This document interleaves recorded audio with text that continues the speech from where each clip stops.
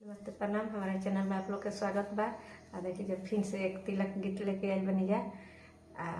हमारा भतीजा के तिलक बा, वही में गावत तैयारी करो तनी जा, वही पर गावत लाइक सब्सक्राइब शेयर जरूर करब जा। कमेंट में लिख के बताई जा कि कैसा लागल है। तनी बटमिया दबावले जाए जा, हमनी सपोर्ट करी जा।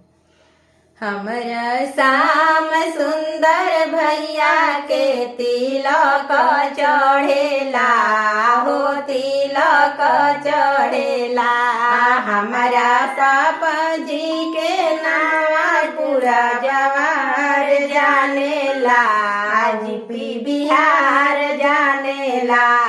हमारा भैया जी के नमवा जिला जवार जानेला, यूपी बिहार जानेला।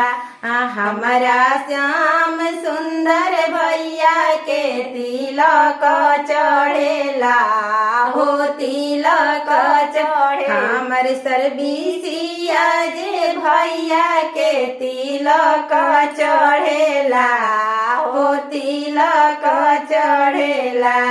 हमारा चाचा जी के नमवा पूरा जवार जानेला, यूपी बिहार जानेला, सारा संसार जानेला।